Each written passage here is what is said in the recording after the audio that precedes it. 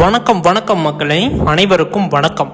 இன்று நாம் பார்க்கக்கூடிய வேலைவாய்ப்பு வந்து பார்த்தீங்க அப்படின்னா அனைவருமே ஆவலுடன் எதிர்பார்த்துட்டு இருந்த ஒரு அருமையான வேலைவாய்ப்பு தாங்க வந்திருக்கு. அதாவது எங்கேருந்து வந்திருக்கு அப்படின்னா யூனியன் ஆஃபீஸ் கேள்விப்பட்டிருப்பீங்க.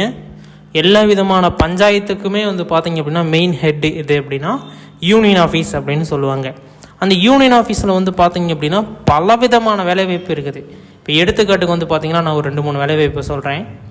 அலுவலக உதவியாளர் ஒன்று, ரெண்டாவது மோட்ரு ஆப்ரேட்டர், அதாவது அங்கே இருக்கக்கூடிய அந்த தண்ணி ஏற்றுறது, அதாவது பெரிய பெரிய பில்டிங்காக இருக்கும், அங்கே வந்து எல்லாத்துக்கும் பைப் லைன் கரெக்டாக இருக்கா, தண்ணி வாட்டர்லாம் கரெக்டாக இருக்கா அப்படின்னு சொல்லிட்டு செக் பண்ணுறது. சம்டைம்ஸ் மேலே வந்து வாட்டர்லாம் பம்ப் பண்ணுறது, மோட்ரு ஆப்ரேட்டர் 2. Night watchman 3. அடுத்தது வந்து பார்த்திங்க அப்படின்னா அங்கேயே வந்து இந்த எழுதுறதுக்கு, இந்த ஃபார்ம் எழுத, இதுக்கெல்லாம் வந்து டெம்பரவரியாக ஆட்களை போடுவாங்க. வேறு யாரும் அங்கே வந்து ஃபார்ம் எழுதி தர முடியாது. அங்கே இருக்கக்கூடியங்களே வந்து பார்த்திங்க அப்படின்னா ஃபார்ம் எழுதி தருவாங்க. அதுக்கு அவங்களே வந்து டெம்பரவரியாக ஒரு ஆட்களை நியமனம் பண்ணுறாங்க. இது வந்து பார்த்திங்க அப்படின்னா எல்லா விதமான யூனியன் ஆஃபீஸ்லேயுமே இது வந்து நடைபெற்று கொண்டு தான் இருக்குது. அங்கே வந்து பார்த்திங்க அப்படின்னா இப்போ அலுவலக உதவியாளர் பணியிடத்திற்கான விண்ணப்பம் இது. இன்னொன்று வந்து பார்த்திங்க அப்படின்னா நைட் வாட்ச்மேன், அவங்களுக்கும் வந்து பார்த்திங்க அப்படின்னா எலிஜிபிள் கேட்டகரி. சேலரி பார்த்திங்கன்னா அப்படின்னா ரொம்ப அதிகம் தான். நைட் வாட்ச்மேனுக்கும் சரி, உதவியாளருக்கும் சரி. நைட் வாட்ச்மேனுக்கு வந்து பார்த்திங்க அப்படின்னா 18,700 ரூபாய் சம்திங் சேலரி. அதே வந்து உதவியாளருக்கு வந்து பார்த்திங்க அப்படின்னா 24,500 ரூபாய் வந்து பார்த்திங்க அப்படின்னா சேலரியை வந்து ஃபிக்ஸ் பண்ணியிருக்காங்க. இது நிரந்தரம் கிடையாது, போக போக அலவன்ஸ் அது இதுன்னு சொல்லிட்டு சேலரி வந்து மாறுபடலாம். அதனால் வந்து பார்த்திங்க அப்படின்னா இந்த வேலைவாய்ப்பை தவற விட்டுறாதீங்க. இது எப்படி விண்ணப்பிக்கணும், யாரெல்லாம் விண்ணப்பிக்கலாம், இதில் இருக்கக்கூடிய அப்டேட் எல்லாமே வந்து பார்த்திங்க அப்படின்னா இந்த வீடியோவில் 1 by 1 சொல்கிறேன். வீடியோவை பொறுமையாக கேட்டு தெரிஞ்சுக்கோங்க. இதில் ஏதாச்சும் டவுட்ஸ் எரர்ஸ் இருக்குது அப்படின்னா தாராளமாக எங்களை வந்து கனெக்ட் பண்ணலாம். எல்லாமே நாங்கள் வந்து பார்த்திங்க அப்படின்னா 1 by 1 அப்டேட் பண்ணுவோம். ஓகேங்களா? நீங்கள் இன்னும் நமது சேனலை சப்ஸ்கிரைப் பண்ணாமல் இருக்கீங்க அப்படின்னா ஏங்க என்ன வெயிட் பண்ணுறீங்க, உடனடியாக சப்ஸ்கிரைப் பண்ணிக்கோங்க. உங்களுடைய கிராமத்தில் இருக்கக்கூடிய பஞ்சாயத்து, யூனியன் ஆஃபீஸு, இதில் இருக்கக்கூடிய இந்த உதவியாளர் பணி, இந்த கிளர்க்கு பணி உங்களுக்கு தெரியாமல் போஸ்டிங் போடலாம். ஆனால் எங்களுக்கு தெரியாமல் வந்து பார்த்திங்க அப்படின்னா உங்களோட ஏரியாவில் போஸ்டிங் போட முடியாது. அஃபிஷியலாக வந்து பார்த்திங்க அப்படின்னா அப்டேட் பண்ணியே ஆகணும். இல்லை என்றால் நாம் வந்து கேஸ் போடுறதுக்கு உண்டான வாய்ப்பு இருக்குது. அதனால் வந்து பார்த்திங்க அப்படின்னா முடிஞ்ச வரைக்கும் எது ஒரு நியூஸ் பேப்பரில் சின்னதாக ஒரு அட்வர்டைஸ்மெண்ட் கொடுத்தே ஆகணும். வாய்ப்பே இல்லை, கொடுக்காமல் எந்த ஒரு வேலை வாய்ப்புமே போட முடியாது. அதனால் கொடுப்பாங்க. கொடுத்த உடனே வந்து பார்த்திங்க அப்படின்னா நாங்கள் 1 by 1 அப்டேட் பண்ணுவோம். ஓகேங்களா? அதுக்கு முன்னாடியே நம்மளோட சேனல் நீங்கள் சப்ஸ்கிரைப் பண்ணி வச்சுக்கிட்டீங்க அப்படின்னா உங்களுடைய பஞ்சாயத்து, யூனியன் ஆஃபீஸ் வந்த உடனே நீங்கள் வந்து தாராளமாக நீங்கள் வந்து விண்ணப்பிக்கிறதுக்கு வாய்ப்பு அதிகமாக இருக்கும். அதனால் நம்ம சேனலை சப்ஸ்கிரைப் பண்ணல அப்படின்னா உடனடியாக சப்ஸ்கிரைப் பண்ணிக்கோங்க. ஓகேங்களா? ஓகே, வாங்க இப்போ வீடியோக்குள்ளே போகலாம். இதை வந்து பார்த்திங்க அப்படின்னா அந்த அப்ளிகேஷன் ஃபார்முங்க. இந்த அப்ளிகேஷன் ஃபார்மை வந்து பார்த்திங்க அப்படின்னா தெளிவாக வந்து கொடுத்துருக்காங்க. எந்த ஒரு முறைகேடுமே நடந்துடக்கூடாது, பின்னாடி வந்து எந்த ஒரு பிரச்சனையும் வந்துடக்கூடாது அப்படின்னு சொல்லிட்டு தெளிவாக 1 by 1 பொறுமையாக நிதானமாக வந்து இந்த ஃபார்மை ரெடி பண்ணியிருக்காங்க. இது எதனால் அப்படின்னா இந்த வேலைவாய்ப்பை பற்றி நிறைய பேத்துக்கு தெரிஞ்சிருக்கும். இந்த யூனியன் ஆஃபீஸை பற்றி, இதில் என்னென்ன நடைபெறுது அப்படிங்கிறது எல்லாத்துக்குமே தெரியும். ஆட்களை நியமனம் பண்ணுவாங்க, அவங்களே ஆட்களை எடுப்பாங்க. இது வந்து ரெகுலராக எல்லா ஆட்சிலையுமே, எல்லா டிபார்ட்மெண்ட்லேயுமே நடக்கக்கூடிய ஒன்று. ஆனால் இந்த அரசு அறிவித்து வேலைவாய்ப்பு போடுறப்ப எந்த ஒரு அரசியல் கட்சி சம்மந்தப்பட்டவர்களாலையும் யாராலையுமே உடனடியாக நீக்க முடியாது, எடுக்கவும் முடியாது. இதுதான் வந்து பார்த்திங்க அப்படின்னா ஒரு அப்டேட். ஓகேங்களா?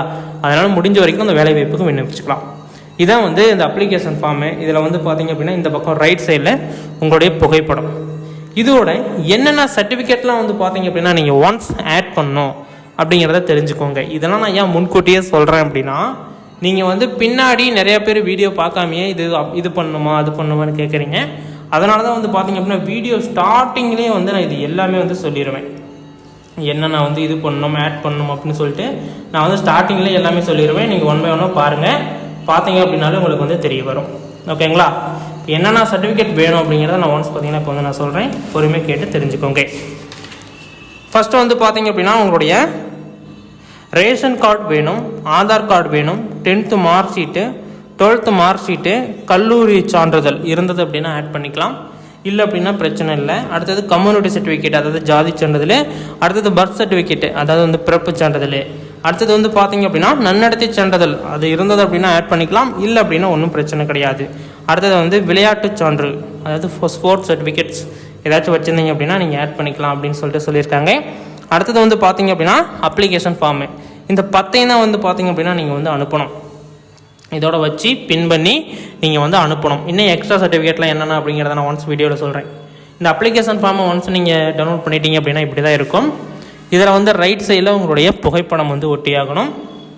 அதேமாரி உங்களுடைய பெயர் ஃபஸ்ட்டு ஒன்று உங்களுடைய பெயர் வந்து போடணும். அடுத்தது நீங்கள் ஆணா பெண்ணா அப்படின்னு கேட்டிருக்காங்க, அதுக்கேற்ற மாதிரி சூஸ் பண்ணிக்கோங்க.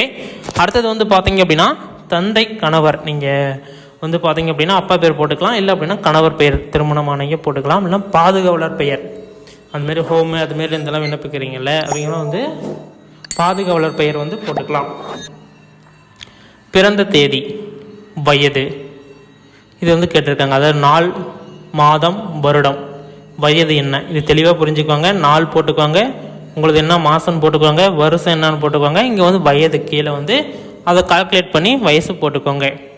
அடுத்தது கல்வி தகுதி என்ன முடிச்சிருக்கீங்க, இதுக்கு வந்து மினிமம் நீங்கள் வந்து ஒரு 10ஆம் வகுப்பு தேர்ச்சி பெற்றிருந்தாலே போதும், தாராளமாக நீங்கள் வந்து விண்ணப்பிச்சுக்கலாம். ஓகேங்களா.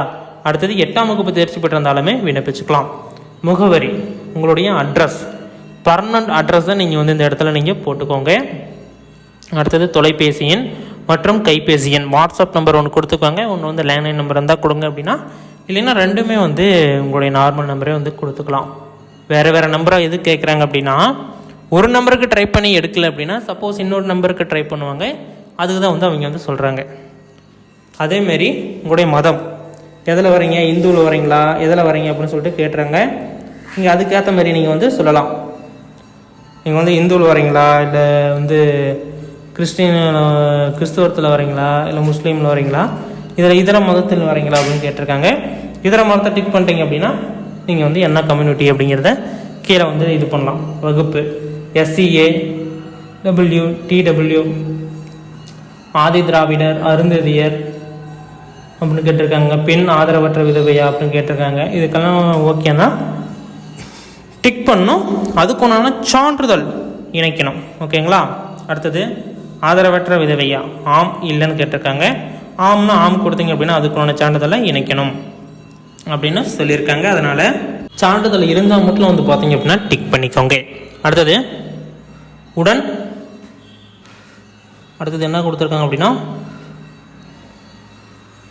இது வந்து மேக்ஸிமம் யாருக்கும் இருக்காது, அதாவது வந்து உடல் இதுக்கு அது வந்து பிரச்சனை இல்லை. உடல் ஊனமுற்றோர் இருந்தீங்க அப்படின்னா டிக் பண்ணி அதுக்கான சர்டிஃபிகேட் நீங்கள் வந்து ஆட் பண்ணிக்கோங்க. அப்புறம் கண் பார்வையற்றோர் இருந்தீங்க அப்படின்னா அதுக்கான சான்றிதழ். முன்னாள் இராணுவ வீரரான்னு கேட்டிருக்காங்க, ஆம்னு கொடுத்தீங்க அப்படின்னா அதுக்கான சான்றிதழ் இணைக்கணும். அடுத்தது வந்து பார்த்தீங்க அப்படின்னா சொல்லியிருந்தேன்ல, இந்த சர்டிஃபிகேட்லாம் தெளிவாக வந்து வைக்கணும், இல்லைன்னா பிரச்சனை பின்னாடி வந்துடும் அப்படின்னு சொல்லியிருந்தேன். அதேமாரி இந்த அப்ளிகேஷன் ஃபார்மும் வந்து தெளிவாக கொடுத்துருக்காங்க. இப்போ படிக்கிறேன், ஒவ்வொன்றா பொறுமையாக கேளுங்க. விண்ணப்பத்தில் குறிப்பிட்டுள்ள விவரங்கள் அனைத்தும் உண்மை என உறுதியளிக்கிறேன். மேலே டிக் பண்ணீங்கல்ல, அது எல்லாத்துக்கும் முன்னுரிமை கொடுக்குறாங்கன்னு சொன்னால, இது எல்லாமே வந்து உண்மை அப்படின்னு சொல்லியிருக்காங்க. அடுத்த பாயிண்ட், தேர்விற்கு முன்பு அல்லது தேர்விற்கு பிறகோ இவ்விவரங்கள் தவறு என அறிய வரும் பட்சத்தில் என் மீது தேர்வுக்குழு எடுக்கும் நடவடிக்கைக்கு நான் உடன்படுகிறேன். அவங்க கேஸ் கொடுத்தா உள்ளே போகணும், இல்லை அப்படின்னா அவங்க வந்து ரிமாண்ட் பண்ணாலும் ரிமாண்ட் ஆகிக்கணும் அப்படின்னு சொல்கிறாங்க. அது ஏதாவது தவறாக இருந்தால். அடுத்தது, என் மீது குற்றவியல் வழக்கு ஏதேனும் பதியப்படவில்லை என உறுதியளிக்கிறேன் அப்படிங்கிறத அழுத்தம் திருத்தமாக அந்த இடத்துல சொல்லியிருக்காங்க. இதுக்கு என்ன காரணம் அப்படின்னா, இதெல்லாம் இல்லாமல் தான் இந்த வேலைவாய்ப்புக்கு போகணும். ஏன்னா யூனியன் ஆஃபீஸ் அப்படிங்கிறது ஒரு அரசு சம்மந்தப்பட்ட ஒரு வேலைவாய்ப்பு. அதனால் அங்கே வந்து குற்றவியல்லாம் எதுவும் இருக்கக்கூடாது. அவங்க தான் வந்து குற்றவியல் இல்லாதவங்க மட்டும்தான் வேலைக்கு போகணும். அடுத்தது, இடம் நாள் நீங்கள் வந்து கட்டாயமாக போட்டுக்கணும். விண்ணப்பதாரர் கையொப்பம் இந்த பக்கம் கட்டாயமாக வேணும். விண்ணப்பதாரர் கையொப்பம் இந்த பக்கம் கட்டாயமாக வேணும். இது எல்லாமே நான் சொன்னால 10 சர்டிஃபிகேட் வீடியோ, இதில் இந்த 10 சர்டிஃபிகேட்டை இந்த ஃபார்மையும் வச்சு பின் பண்ணிக்கோங்க. A4 சீட் போஸ்ட் கவரில் ஃப்ரண்ட் அட்ரஸ் தெளிவாக போட்டுக்கோங்க. போட்டு வந்து பார்த்தீங்க அப்படின்னா அனுப்புனீங்க அப்படின்னா உடனடியாக வந்து பார்த்தீங்க அப்படின்னா இதுக்குமான வேலைவாய்ப்பு கிடைக்கிறதுக்குமான வாய்ப்பு அதிகப்படியாக இருக்குது. ஒவ்வொரு மாவட்டமாக வந்து பார்த்தீங்க அப்படின்னா ரிலீஸ் பண்ணுவாங்க. பொறுமையாக வெயிட் பண்ணுங்கள். ஒவ்வொரு மாவட்டமாக வர நான் 1 by 1 அப்டேட் பண்ணுறேன், பார்த்து தெரிஞ்சுக்கோங்க. நீங்கள் என்ன நம்ம சேனலை சப்ஸ்கிரைப் பண்ணல அப்படின்னா உடனடியாக சப்ஸ்கிரைப் பண்ணிக்கோங்க. இன்னும் எங்கே வெயிட் பண்ணுறீங்க? உடனடியாக சப்ஸ்கிரைப் பண்ணி பெல் ஐக்கானை கிளிக் பண்ணி வச்சுக்கோங்க. அரசு அறிவிக்கக்கூடிய வேலை வாய்ப்புகளும் உடனுக்குடனே அறிவிக்கிறோம், பார்த்து என்ஜாய் பண்ணிக்கோங்க. முடிஞ்ச வரைக்கும் வாட்ஸ்அப், ஃபேஸ்புக், இன்ஸ்டாகிராம், ட்விட்டர் நண்பர்கள் அனைவருக்கும் ஷேர் பண்ணுங்கள். நன்றி, வணக்கம்.